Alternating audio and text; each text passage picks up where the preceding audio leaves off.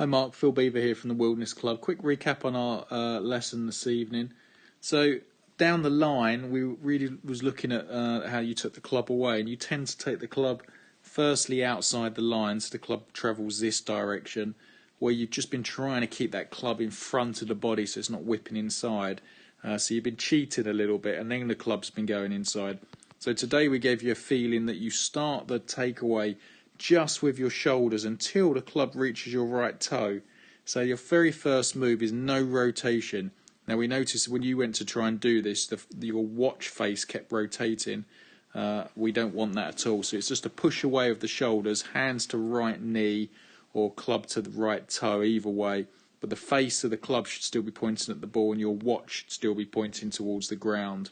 Once you hit this position here, this is a first swing of the day for you, so it's not quite right.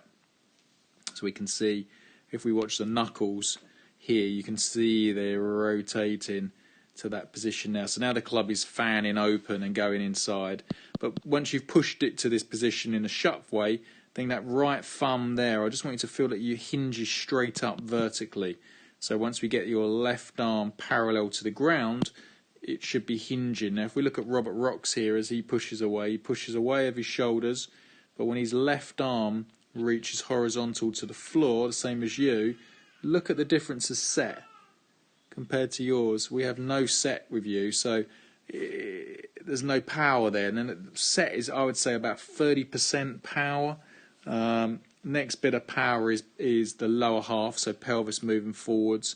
And the last bit is the release of the club. And for me, you've probably got, I don't know, let's say 10% of set. So we're missing sort of 23%. You're definitely missing on the way through sort of 30%. And then there's no release as well. So there's a lack of firepower, as we can see here. Then you complete the swing.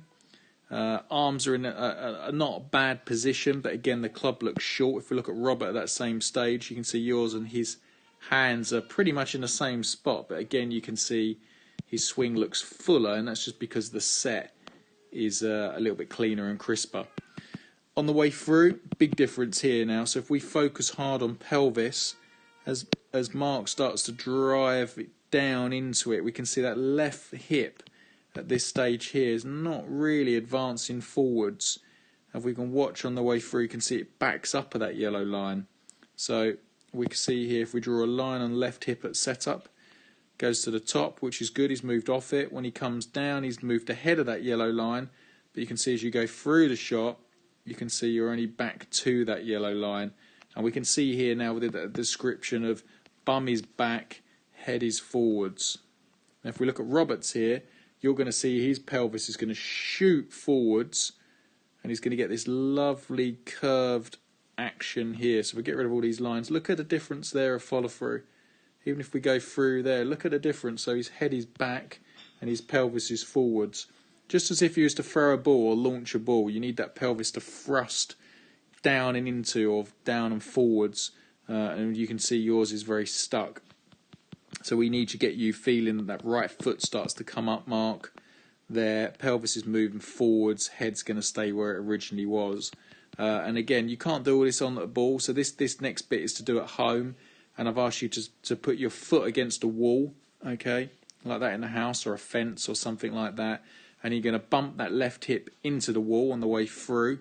So you can see here your left hip never really gets to the wall. The knee does, but the left hip doesn't. And then we're going to push the pelvis into the wall as well, where we can see again you're backing up of it. So that's for you to do at home. You do it in the kitchen, front room, doesn't really matter, but it's just getting a feeling that you move into that. So bum, pelvis moves forwards and under, and head stays where it is, and we can create some power from that. So push to right knee, no face rotation, hinge vertically up, good. And on the way through, we're going to push that pelvis up and under, to create some speed and power. Thanks, Mark.